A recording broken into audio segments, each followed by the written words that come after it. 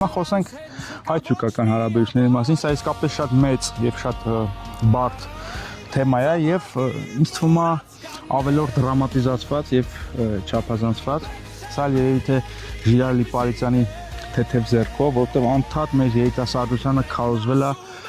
որ եթե սահմանը բացվի, մենք կփրկվենք, որ եթե սահմանը բացվի, տնտեսական թռիչք արձանագրենք, մենք չենք կարող ապրել շրջափակումների պայմաններում։ Այս խոսակցությունները իհարկե իմաստ եւ նպատակ ունեն, այս խոսակցություններին ես եմ հավատացել, դուք էլ ժամանակին իմաստ ունեն այն ժամանակ, երբ որ կար Արցախը, երբ որ մենք հաղթած էինք, երբ որ մենք զբաղեցնում էինք 7 շրջանները եւ ունենք բանակցությունների առարկա, շատ լուրջ եւ ծանրակշիռ առարկա, բայց հիմա պարտված, ծեծված, ջարդված Հայաստանին բերել ու ասել,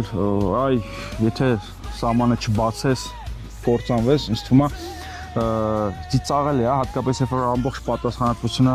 բարդում են հայ մարդկանց վրա, որ ասում են, այ տես դու նայում ես Արարատին, դրա համար սահմանը չի բացվում։ Թուրքերը ասում են 4 գյուղ տվեք, սահմանը բացենք։ Հիմա ամբողջն ենք տվել, ամբողջ Արցախը տվել ենք, բայց ինչի չեն բացում, որ ուզում հասկանա, որ հայ-թուրքական հարաբերությունները արկախված են հայ-ադրբեջանական հարաբերություններից։ Իսկ մեզ թվում է, թե մենք կարող ենք սեպ խրել երկու թուրքական պետությունների միջև, որ Թուրքիան որպես մեծ եղբայր հավասարության նշան դնի Հայաստանի եւ Ադրբեջանի միջև։ Այդպես չի լինում, իրատես լինենք։ Եվ ինչպես պարոն Մարուքյանը ասեց, մենք արդեն ինչ պետքա զիջել ենք եւ պատրաստ չենք ավելին։ Ես ուզում եմ այդտեղ հարցը շատ կտրուկ դնել։ Մենք չենք պատրաստվում զիջել մեր արժանապատվությունը, մեր ինքնասիրությունը, մեր ազգային արժեքները, ինչա թե սահմանը բացվի։